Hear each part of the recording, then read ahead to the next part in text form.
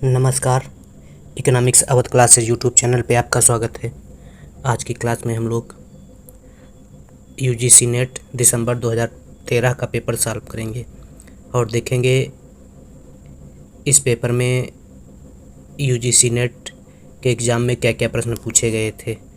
यह प्रश्न आगामी यूजीसी नेट एग्ज़ाम के अतिरिक्त TGT, PGT, NET, JRF, KVS, NVS, GIC, LT, RPSC first and second grade exam, assistant professor exam तथा Bihar TGT और पीजीटी एग्ज़ाम के लिए महत्वपूर्ण हैं तथा यहाँ से प्रश्न एग्ज़ाम में मिलने की संभावना है। तो क्लास स्टार्ट करते हैं और देखते हैं क्या क्या प्रश्न हैं।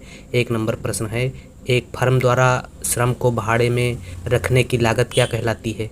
ऑप्शन ए सुस्पष्ट लागत, बी अंतर्निहित लागत, सी सीमांत लागत, डी कुल लागत।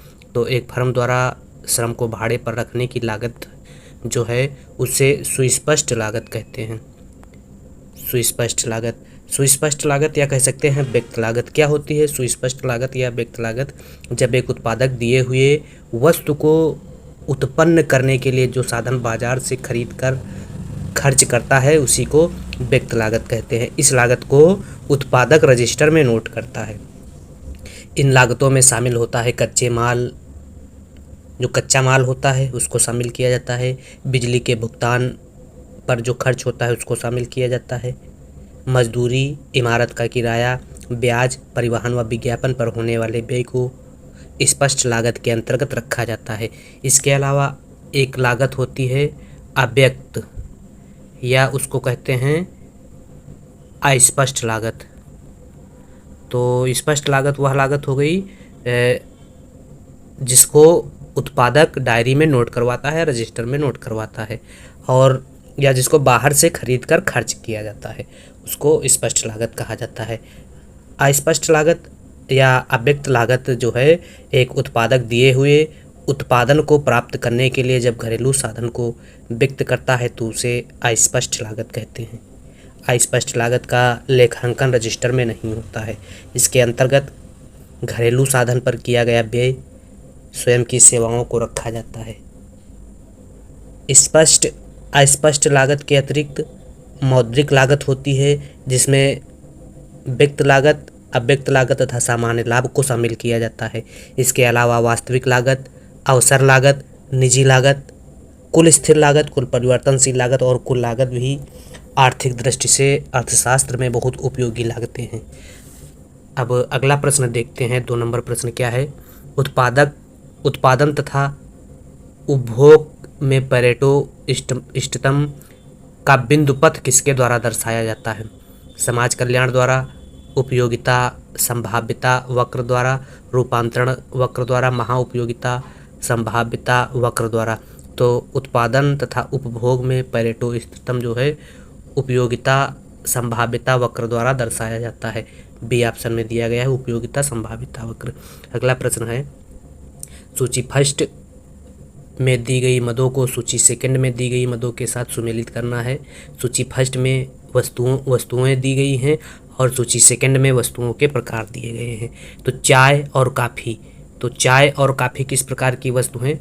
चाय और काफ़ी, चाय का प्रयोग काफ़ी की जगह किया जा सकता है और काफ़ी का प्रयोग चाय की जगह किया जा सकता है। जब चाय की कीमत बढ़ जाएगी तो व्यक्ति काफ़ी का प्रयोग करेंगे और अगर घट जाएगी तो चाय का प्रयोग करेंगे। तो इस प्रकार से चाय और काफ़ी जो है प्रतिस्थापक वस्तु या वैकल्पिक वस्तु कही जा सकती है। तो ए का मिलान हो जाएगा 2 से, वैकल्पिक वस्तु 2 में है। कार और पेट्रोल, तो कार और पेट्रोल पूरक वस्तुएं हैं, मतलब कार और पेट्रोल दोनों का प्रयोग एक साथ किया जा सकता है या किया जाता है, इसलिए कार और पेट्रोल को पूरक वस्तु के अंतर्गत रखा जाता है। तो पूरक वस्तु 4 में है, तो इसका बी का मिलान हो जाएगा 4 से। इसके अलावा स्वर्ण एवं हीरे, तो स्वर्ण एवं हीरे जो है बैबलन वस्तुएं कहलाती हैं, तो सी का मिलान हो जाएगा 1 से। इसके अलावा रागी और बाजरा जो है यह गिफिन वस्तुएं कहलाती हैं, तो डी का मिलान हो जाएगा 3 से। तो इस प्रकार से 2 4 1 3, 2 4 1 3 बी ऑप्शन में दिया गया है, बी सही है। अब प्रतिस्थापन वस्तु या वैकल्पिक वस्तु की अगर हम परिभाषा की बात करें तो यदि किसी एक वस्तु की कीमत में कमी या वृद्धि होने पर किसी दूसरी वस्तु की मांग में कमी या वृद्धि होती है तो उसे स्थानापन्न वस्तु या वैकल्पिक वस्तु कहते हैं। जैसे चाय एवं कॉफ़ी, चावल एवं गेहूँ, गुड़ एवं चीनी, यह वैकल्पिक वस्तुएं होती हैं। और वैकल्पिक वस्तुओं में वैकल्पिक वस्तुओं का वक्र जो है वह धनात्मक होता है, बाएं से दाएं ऊपर उठता हुआ। जहां एक वस्तु की कीमत और दूसरी वस्तु की मांग एक ही दिशा में चलती है उसे क्या कहते हैं? वैकल्पिक वस्तुएं। इसके अलावा पूरक वस्तु की अगर बात की जाए तो पूरक वस्तुएं वे वस्तुएं होती हैं जहां पर वस्तु की कीमत तथा दूसरी वस्तु की मांग विपरीत दिशा में चलती हैं, अर्थात पूरक वस्तुओं के बीच जो है मांग वक्र ऋणात्मक ढाल का होता है। यदि परिभाषा के रूप में कहा जा सकता है कि यदि किसी एक वस्तु की कीमत में कमी या वृद्धि होने पर किसी दूसरी संबंधित वस्तु की मांग में वृद्धि या कमी होती है तो ये पूरक वस्तुएं कहलाती हैं। या कह सकते हैं एक्स वस्तु की कीमत में कमी होने पर वाई वस्तु की मांग में होने वाली वृद्धि जो है जब होती है तो उसे पूरक वस्तुएं कहते हैं। पूरक वस्तुओं के अगर एग्जाम्पल की बात की जाए तो स्याही एवं पेन, गाड़ी, पेट्रोल, चाय और चीनी पूरक वस्तुओं के एग्जाम्पल हैं। तो इसमें पूछा गया था कार एवं पेट्रोल, तो कार एवं पेट्रोल जो है वह पूरक वस्तुएं हैं। अगला एक वस्तु होती है सामान्य वस्तु। सामान्य वस्तु, तो सामान्य वस्तु की अगर परिभाषा की बात की जाए तो जिस वस्तु की मांग उपभोक्ता की आय बढ़ने पर बढ़ जाती है और उपभोक्ता की आय घटने पर कम हो जाती है उसे सामान्य वस्तु कहते हैं। उपभोक्ता की आय और सामान्य वस्तु की मांग एक ही दिशा में चलते हैं। इस प्रकार सामान्य वस्तु पर आय प्रभाव जो है वह धनात्मक होता है। धनात्मक का मतलब बाएं से दाएं ऊपर उठता हुआ होता है। यह आय हो जाएगा और यहाँ मांग हो जाएगी। तो इसे कहते हैं सामान्य वस्तु। जिस वस्तु की मांग उपभोक्ता की आय बढ़ने पर बढ़ जाती है और उपभोक्ता की आय घटने पर कम हो जाती है उसे सामान्य वस्तु कहते हैं।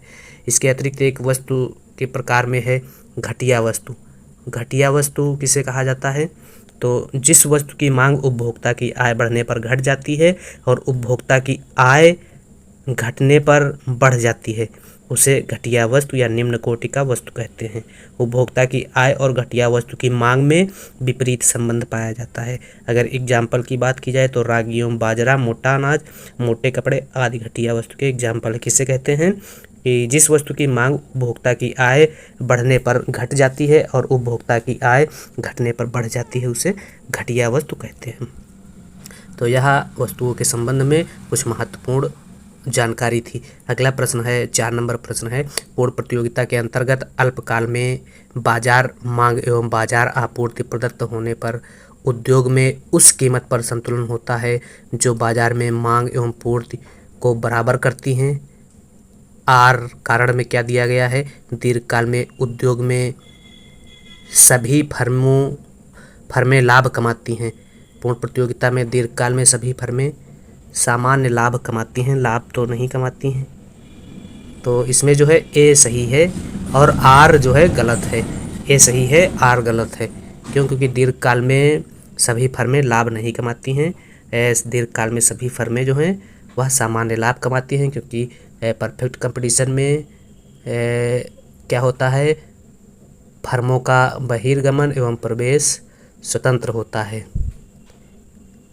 इसलिए दीर्घकाल में लाभ को देखते हुए फर्में बाजार में प्रवेश करती हैं और जब फर्में बाजार में प्रवेश करती हैं तो वह एक बाजार को सामान्य लाभ की स्थिति तक पहुंचा देती हैं।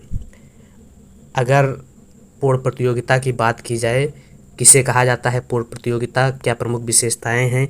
तो अगर परिभाषा की बात की जाए तो रॉबिन्सन पूर्ण प्रतियोगिता बाजार की परिभाषा देते हुए बताती हैं जिस बाजार में फर्मों की मांग वक्र पूर्णतः लोचदार होती है उसे परफेक्ट कंपटीशन कहते हैं।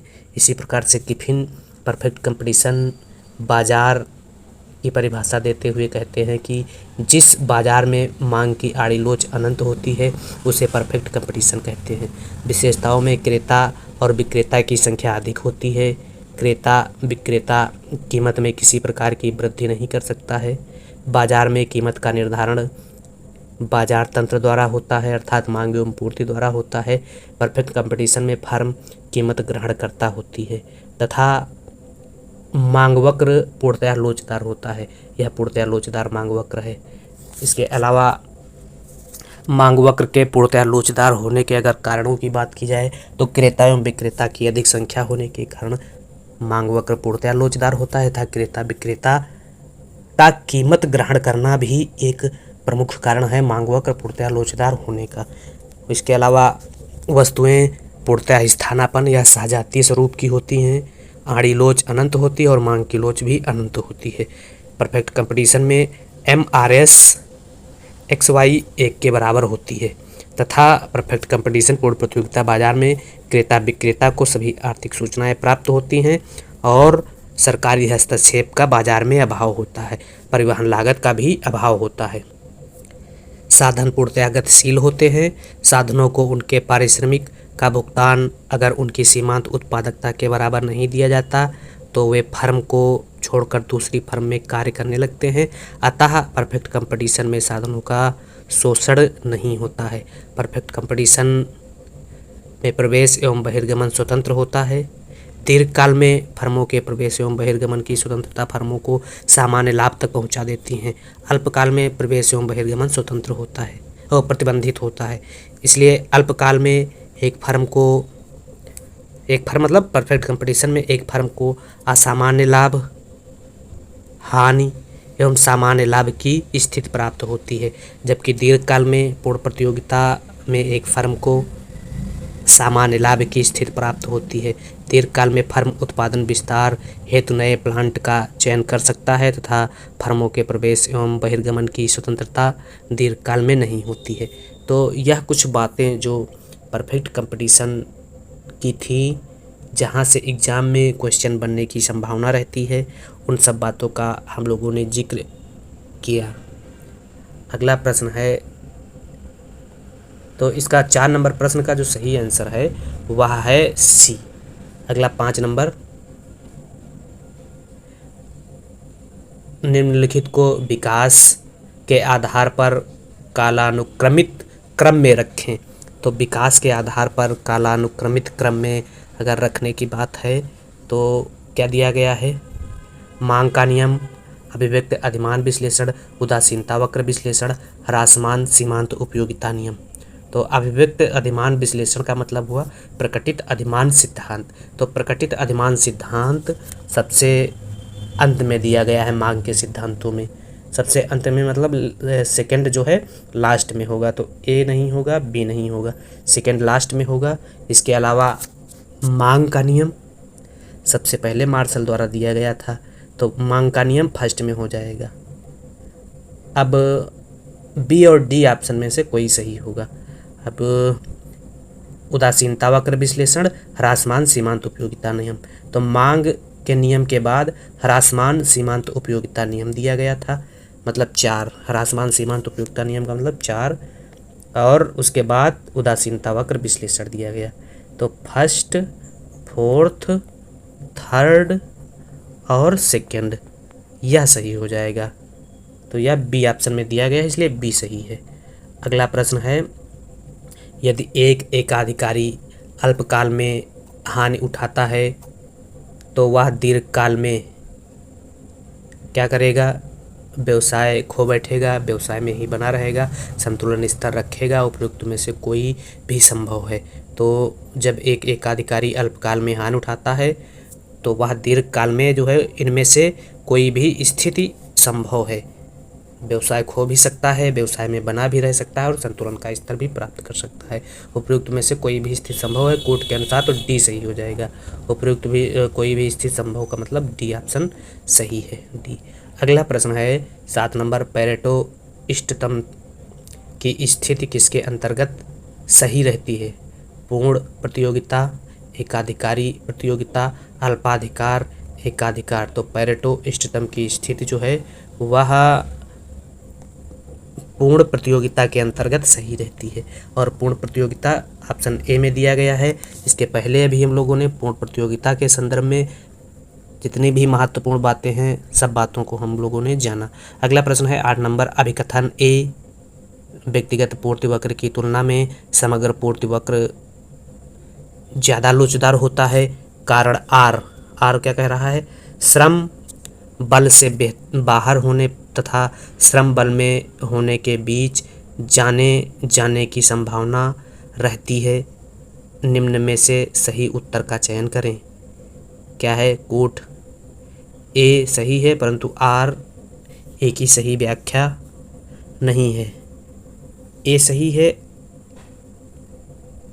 आर ए की सही व्याख्या है। ए सही है। व्यक्तिगत पूर्तिवक्र की तुलना में समग्र पूर्तिवक्र ज़्यादा लोचदार होता है। व्यक्तिगत पूर्तिवक्र की तुलना में समग्र पूर्तिवक्र ज़्यादा लोचदार होता है। सही है, ए सही है। बी क्या कह रहा है? श्रम बल से बाहर होने तथा श्रम बल में होने के बीच जाने की संभावना रहती है। तो ए सही है, व्याख्या भी कर रहा है। तो बी सही है 8 नंबर प्रश्न का आंसर। अगला 9 में जो आंसर होगा वह सी है, सी। अगला 10 नंबर प्रश्न है। क्या है 10 नंबर में? मुद्रा की मांग के संबंध में सूची फर्स्ट को सूची सेकंड के साथ सुमेलित करना है। सूची फर्स्ट में क्या दिया गया है? सूची सेकंड में सूची फर्स्ट में जो है अर्थशास्त्र में मुद्रा की मांग के संबंध में कुछ सिद्धांत है, और सेकंड में उन सिद्धांतों के प्रतिपादक अर्थशास्त्रियों के नाम है। इसलिए सूची फर्स्ट को सूची सेकंड से मिलाना है। ए में दिया गया है मुद्रा की मांग स्थिर है। तो मुद्रा की मांग स्थिर कौन अर्थशास्त्री मानते हैं? तो मिल्टन फ्रीडमैन मानते हैं। तो ए 4 से मिल जाएगा, ए 4 से मिल जाएगा। इसके अलावा बी में क्या दिया गया है? जोखिम के प्रति व्यवहार के रूप में तरलता वरीयता। तो जोखिम के प्रति व्यवहार के रूप में तरलता वरीयता जो है वह जेम्स टॉबिन द्वारा दिया गया सिद्धांत है। तरलता वरीयता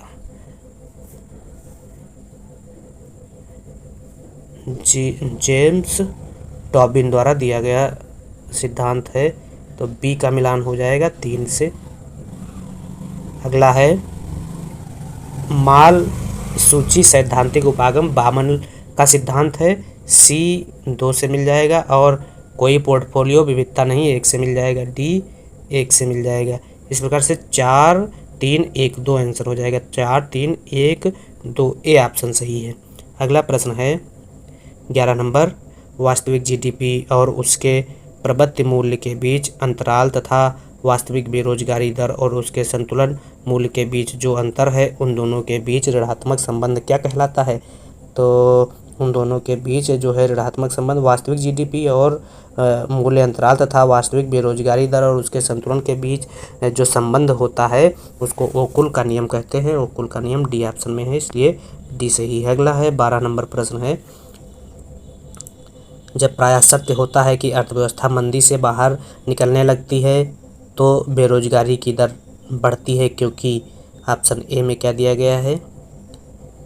जब अर्थव्यवस्था मंदी से प्रारंभ में बाहर निकल आती है तो वस्तुओं तथा सेवाओं की मांग कम हो जाती है, इसलिए श्रमिकों की मांग कम हो जाती है। बी में क्या दिया है?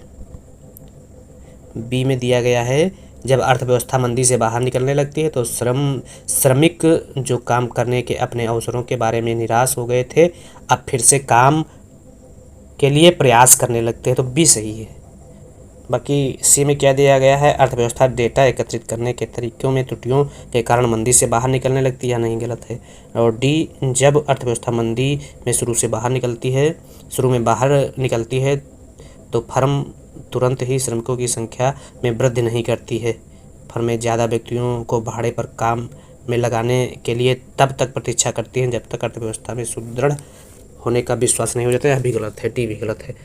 तो बी सही है। अगला है 13 नंबर प्रश्न। जब अतिरिक्त सरकारी व्यय सरकारी प्रतिभूतियों के विक्रय के वित्त पोषित होता है तो फिर सूची फर्स्ट में दी गई स्थिति के संदर्भ में सूची सेकंड में दी गई स्थिति के संदर्भ में सूची फर्स्ट में दिए गए क्राउडिंग आउट प्रभाव की प्रकृति क्या होती है।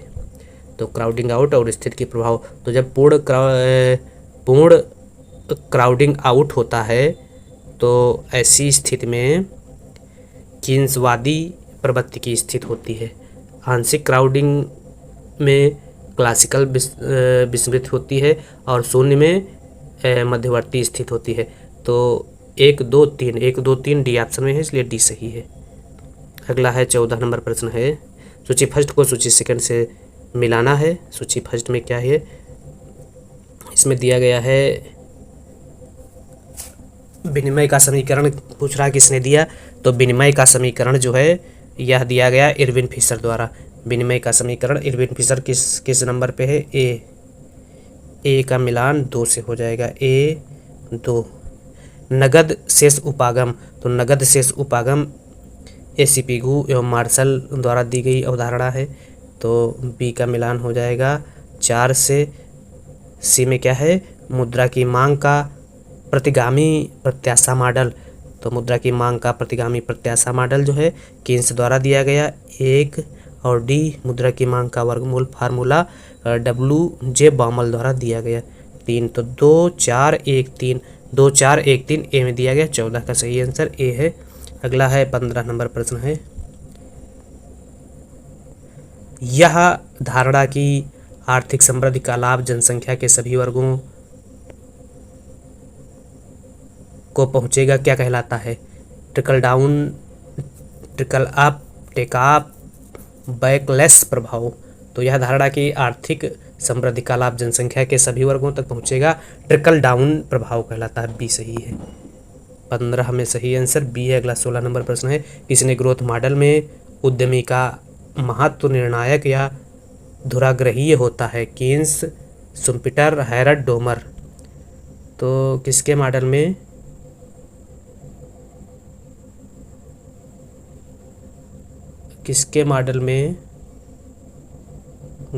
किसके ग्रोथ मॉडल में उद्यमी का महत्व निर्णायक या धुराग्रही होता है। तो यह होता है शुम्पीटर, हैरड, शुम्पीटर के मॉडल में।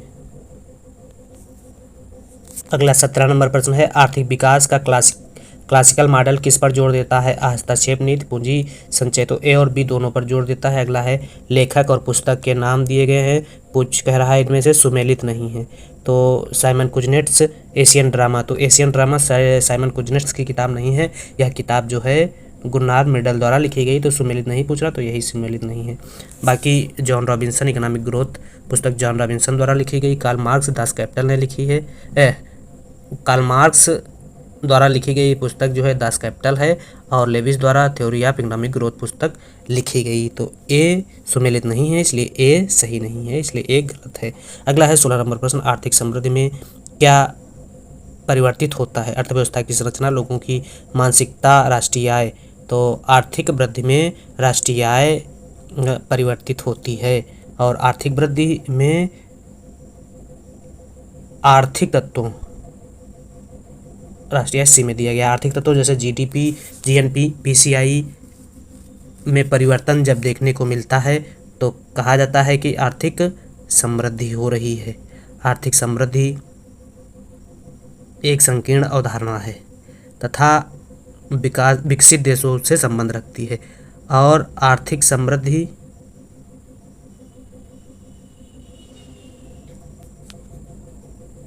अगला प्रश्न है, भारत सरकार द्वारा तैयार की गई जेंडर विकास सूचकांक सूची 2006 में कौन से 2006 की बात पूछी गई है। तो 2006 में इसमें जो सही आंसर होगा वह ए सही हो जाएगा।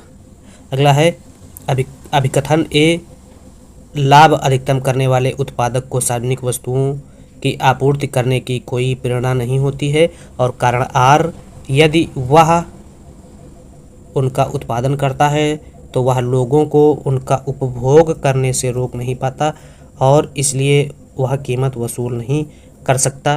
तो यह ए और आर दोनों सही है, और व्याख्या भी कर रहा है, तो इसलिए डी ऑप्शन में दिया गया है, ए और आर दोनों सही है और व्याख्या कर रहा है 21 का सही आंसर डी है। अगला 22 नंबर प्रश्न है, कर देने के भार के वितरण को कहते हैं। कर भार बांटना, कर विवर्तन, कर का प्रभाव, कर पूंजीकरण। तो कर देने के भार के वितरण को कर का प्रभाव कहा जाता है। 22 में सही आंसर सी है। अगला 23 नंबर प्रश्न है, चालू आवश्यकताओं को पूरा करने वाला अर्थात बजट में अस्थायी अंतराल को भरने का अल्पकालिक ऋण कौन सा है? निधिबद्ध ऋण, अनिधिबद्ध ऋण, शोधनीय, अशोधनीय। तो चालू आवश्यकताओं को पूरा करने वाला अर्थात बजट में अस्थायी अंतराल को भरने का अल्पकालीन ऋण जो है वह अनिधिबद्ध ऋण कहलाता है। बी सही है। मौद्रिक घाटे का अर्थ है, तो मौद्रिक घाटे का अर्थ होता है भारतीय रिजर्व बैंक द्वारा केंद्रीय सरकार को ऋण में वृद्धि। सी सही है। घाटा कई प्रकार के होते हैं जिसमें राजकोषीय घाटा, मौद्रिक घाटा, राजस्व घाटा प्रमुख घाटा है। अगला 25 नंबर क्वेश्चन है, कराधान में आनुपातिक वृद्धि के कारण राजस्व में आनुपातिक वृद्धि क्या कहलाती है? कराधान में आनुपातिक वृद्धि के कारण राजस्व में आनुपातिक वृद्धि क्या कहलाती है? कर उत्प्लावकता कहलाती है। बी सही है। कर उत्प्लावकता 25 का सही आंसर बी है। कर उत्प्लावकता किसे कहा जाता है? तो जब कर राजस्व, जब कह सकते हैं कि राष्ट्रीय आय एनआई कर दर तथा कर आधार में वृद्धि से कर राजस्व में वृद्धि होती है तो उसे कर उत्प्लावकता कहते हैं। अर्थात राष्ट्रीय आय, कर दर एवं कर आधार में होने वाले परिवर्तन से जब राजस्व में परिवर्तन होता है तो उसे कर उत्प्लावकता कहते हैं। कर उत्प्लावकता बराबर होता है कर राजस्व में प्रतिशत परिवर्तन बटे राष्ट्रीय आय, कर दर तथा कर आधार में प्रतिशत परिवर्तन। इसी प्रकार से कर लोच के बारे में बताया गया है। कर लोच किसे कहा जाता है? तो राष्ट्रीय आय में सापेक्षिक परिवर्तन से कर राजस्व में होने वाले सापेक्षिक परिवर्तन को कर की लोच कहते हैं। कर लोच जो है 0 से अनंत के बीच में हो सकती है। कर लोच बराबर होता है कर राजस्व में प्रतिशत परिवर्तन बटे राष्ट्रीय आय में सापेक्षिक या प्रतिशत परिवर्तन। अगला है 26 नंबर प्रश्न, बेड फॉर सरप्लस अप्रोच किस पर प्रयुक्त हो सकता है? धनी देशों पर, अल्पविकसित देशों पर, तेल निर्यातक देशों पर, इनमें से कोई नहीं। तो बेड फॉर सरप्लस अप्रोच जो है वह अल्पविकसित देशों पर प्रयोग हो सकता है। बी सही है। अल्पविकसित देशों का मतलब। अगला है मौद्रिक दृष्टिकोण के अनुसार राष्ट्र की करेंसी का पुनर्मूल्यांकन। तो जब राष्ट्र की करेंसी का पुनर्मूल्यांकन किया जाता है तो मुद्रा के लिए राष्ट्र की मांग को कम करता है। सी सही है। अगला, ब्रिटेन वुड अर्थव्यवस्था किस पर आधारित है? तो ब्रिटेन वुड अर्थव्यवस्था जो है वह स्वर्ण विनिर्माण पर आधारित है। बी सही है। 28। अगला 29 नंबर प्रश्न है, एक बड़े राष्ट्र द्वारा आयात शुल्क का आरोपण। तो एक बड़े राष्ट्र द्वारा जब आयात शुल्क का आरोपण किया जाता है तो उससे क्या स्थिति बनती है? ऑप्शन ए, सामान्यतः राष्ट्र की व्यापार शर्तों को सुधार करता है और व्यापार की मात्रा में वृद्धि करता है। बी, राष्ट्र की व्यापार शर्तों को बदतर कर देता है परंतु व्यापार की मात्रा में वृद्धि करता है। सी, राष्ट्र की व्यापार शर्तों को बदतर कर देता है और व्यापार की मात्रा को कम कर देता है। और डी क्या कह रहा है? सामान्यतः राष्ट्र की व्यापार शर्तों में सुधारता है परंतु व्यापार की मात्रा को कम कर देता है। तो बी सही है। डी सही है। डी। अगला है, विदेशी व्यापार गुणक का मूल्य उच्च होता है। तो विदेशी व्यापार का गुणक मूल्य जब निर्यात में वृद्धि होती है तब उच्च होता है। सी सही है। अगला है 31 नंबर प्रश्न में जो सही आंसर होगा, मूलभूत वस्तुओं का उद्योग 1, पूंजीगत वस्तुओं का उद्योग 2 से मिलेगा, मध्यवर्ती वस्तुओं का उद्योग 3 से, और फोर्थ का उपभोक्ता वस्तुओं का उद्योग 4 से मिलेगा। तो 1, 2, 3, 4 ए में सही है। ए सही। 32 नंबर प्रश्न है, भारत में हाल ही के वर्षों में थर्मल पावर स्टेशनों का प्लांट लोड फैक्टर लगभग कितना है? तो प्लांट लोड फैक्टर वर्तमान में 70% के आसपास है। 33 का सही आंसर सी है। अगला 34 नंबर प्रश्न, भारत में टेलीकॉम नीति NTP 2012 का अंश क्या नहीं है? टेलीकॉम नीति 2012 के अंश में विभिन्न सेवाओं एवं सेवा क्षेत्र में एक राष्ट्र एक लाइसेंस सृजित करने का प्रयास है। एक राष्ट्र पूर्ण मोबाइल नंबर संवहनीयता प्राप्त करना, यह भी सही है। और ब्रॉडबैंड अधिकार के कार्य के लिए कार्य करना, यह भी सही है। टेलीकॉम को मूलभूत वस्तु उद्योग के रूप मानना, यह नहीं है, डी नहीं है। बाकी 34 नंबर प्रश्न है, संपूर्ण विश्व में भारत के विनिर्माण उत्पादन का प्रतिशत अब कितना है? तो संपूर्ण विश्व में जो है संपूर्ण विश्व के विनिर्माण में भारत का योगदान वर्तमान में इस समय 2.2% है, ये सही है। अगला, व्यापार संतुलन में भारत का चालू लेखा घाटा मुख्य रूप से किस कारण से है? तो चालू लेखा घाटा जो है वह है किसके कारण से है? तेल एवं पेट्रोलियम के वर्धमान आयात, स्वर्ण एवं चांदी का वर्धमान आयात, खाद्यान्नों का वर्धमान आयात, लौह एवं स्टील का वर्धमान आयात। तो व्यापार संतुलन के चालू लेखा घाटे का जो मुख्य कारण है वह है तेल एवं पेट्रोलियम का वर्धमान आयात तथा स्वर्ण एवं चांदी का वर्धमान आयात। ए और बी दोनों सही हैं। तो 35 का जो सही आंसर है वह क्या है? ए और बी। ए और बी किस ऑप्शन में है? सी में दिया गया है, इसलिए 35 का सही आंसर सी है। अगला 36 नंबर प्रश्न है, 1969 में MRTP अधिनियम 2002 के प्रतिस्पर्धा अधिनियम द्वारा प्रतिस्थापित किया गया। तो 36 का सही आंसर यही हो जाएगा, ए। 2002 के प्रतिस्पर्धा अधिनियम द्वारा प्रतिस्थापित किया गया। 36 में सही आंसर ए है। अगला 37 नंबर प्रश्न है, कृषि संबंधी विकास के संदर्भ में ट्रिकल डाउन थ्योरी की व्याख्या क्या बताने के लिए की गई? अमूलचूल सांस्थानिक सुधारों के बगैर कृषि उत्पादन में वृद्धि गरीबी का प्रभाव घटा देगी, यह सही है, ए सही है। बाकी बी में क्या दिया गया है? अमूलचूल सांस्थानिक सुधारों के साथ कृषि उत्पादन में समृद्धि गरीबी का प्रभाव कम कर देगी, या नहीं है? सिर्फ अमूल सांस्थानिक सुधार ही गरीबी का प्रभाव कम कर देती है, या तो सिर्फ बी सही है, सिर्फ बी सी ऑप्शन में दिया गया है। तो 37 का सही आंसर सी है। अगला 38 नंबर प्रश्न है, कृषि मंत्रालय के नवीनतम आंकड़ों के अनुसार प्रति व्यक्ति प्रतिदिन खाद्यान्नों की उपलब्धता तो वर्तमान में लगभग 580 ग्राम है। प्रतिदिन प्रति व्यक्ति खाद्यान्नों की उपलब्धता 580 ग्राम है। इसको आप लोग चेक कर लीजिए एक बार, 38 का आंसर। अगला है, किसान क्रेडिट कार्ड की स्थापना किस वर्ष की गई? तो किसान क्रेडिट कार्ड की स्थापना 1998 में बी की गई थी। बी 1998 बी ऑप्शन में दिया गया, तो बी सही। अगला है, PL 480 अनुदानों को खाद्यान्नों के आयात के लिए उपयोग किया गया था। PL 480 ठीक है। और PL 480 अनुदान सुविधा जापान द्वारा दी गई नहीं, यह अमेरिका द्वारा दी गई थी। तो ए सही है और आर गलत है। ए सही आर गलत किस ऑप्शन में है? 40। ए सही आर गलत, ए सही आर गलत, सी। 40 का सही आंसर सी। अगला 41 नंबर प्रश्न है, मूंगफली की उत्पादकता कहाँ उच्चतम है? तो मूंगफली की उत्पादकता USA संयुक्त राज्य अमेरिका में उच्चतम है, ये सही है। नाफेड क्या है? कंपनी, गैर सरकारी संगठन, सरकारी निकाय, सहकारी निकाय। तो नाफेड जो है सहकारी संगठन है, डी ऑप्शन सही है। अगला प्रश्न है, भारत में वर्ष 2010 के लिए, तो यह 2010 के डाटा हम लोग न जान के हम लोग जान लेते हैं 2023 के डाटा। तो 2023 के अनुसार TFR कुल प्रजनन दर 2023 के अनुसार दिसंबर 2024 में मान लेते हैं, दिसंबर में मार्च 2024 में TFR 1.91% थी, 1.91%, जो 2.1% होने की ज़रूरत है स्थिर जनसंख्या के लिए। इससे भी यह घट गई है TFR भारत की, जिसमें से 1.6 TFR जो है वह शहरी क्षेत्रों की है और 2.1 TFR ग्रामीण क्षेत्रों की है। इसी प्रकार से अगला जो है तो TFR 1.91 है और स्थिर जनसंख्या के लिए रहनी कितनी चाहिए? 2.1 रहनी चाहिए।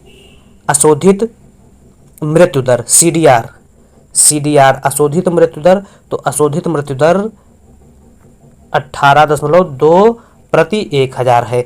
अशोधित मृत्यु दर भारत की। इसी प्रकार से शिशु मृत्यु दर IMR जो है वह 28.77 है मृत्यु 1000 जन्म दर पर। इसी प्रकार से अशोधित जन्म दर CBR अशोधित जन्म दर जो है भारत में अपरिष्कृत जन्म दर प्रति 1000 व्यक्तियों पर 17.23 है। तो यह TFR, CDR, IMR, CBR के संबंध में कुछ महत्वपूर्ण जानकारी थी और इसका जो सही आंसर है 2011 के अनुसार वह हो जाएगा D। अगला है भारत में किस जनगणना तक समकालिक वास्तविक पद्धति को अपनाया गया था, जिसमें देश भर में एकल रात्रि में जनगणना की गई, तो 1931। अगला है टाइप सेकंड त्रुटि। तो टाइप सेकंड त्रुटि जब वह सत्य नहीं है तो H0 को अस्वीकार नहीं करने की प्रायिकता हो जाएगी, 2 से मिल जाएगा। माध्य ज़्यादा है बहुलक से तो धनात्मक रूप से विषम ढलवा आवंटन, B का 3 से मिलान हो जाएगा। जनसंख्या समरूप है तो जनसंख्या समरूप होने का मतलब हुआ सरल यादृच्छिक प्रतिचयन, यह मिल जाएगा C का 4 से। समय विपर्यय परीक्षण जो है धनात्मक रूप से समय विपर्यन परीक्षण जो है P या 1 से मिल जाएगा, P01 गुणे P10 बराबर 1, तो 4 का 1 से, 3 का 4 से,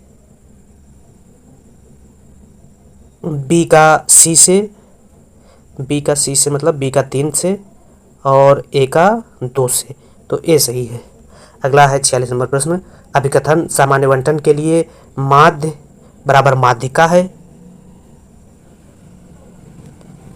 और कारण क्या है? सामान्य बंटन मेकोकुर्सिक मध्यम वक्रता है, तो इसमें जो सही है वह सही है B। A और R दोनों सही है, R A की सही व्याख्या नहीं है। A और R दोनों सही है लेकिन सही व्याख्या नहीं है। इसमें सही है 47 में C। अगला 48 नंबर प्रश्न है, निम्नलिखित में से कौन सा समय विपर्य परीक्षण को संतुष्ट करता है परंतु कारक विपर्य परीक्षण को संतुष्ट नहीं करता है? समय परीक्षण समय कारकता परीक्षण को संतुष्ट करता है लेकिन कारक कारकता परीक्षण को संतुष्ट नहीं करता है। किसका सूचकांक? लेस्पेयर का सूचकांक, फिशर का, पासे का, मार्शल एजवर्थ का। तो मार्शल एजवर्थ का जो सूचकांक है वह समय परीक्षण को संतुष्ट करता है, कारक परीक्षण को संतुष्ट नहीं करता है। मार्शल एजवर्थ डी ऑप्शन में दिया गया, तो डी सही है। 48 का 49 का सही आंसर ए है। 50 गैर प्रायिकता आधारित प्रतिचयन पद्धति कौन सी है?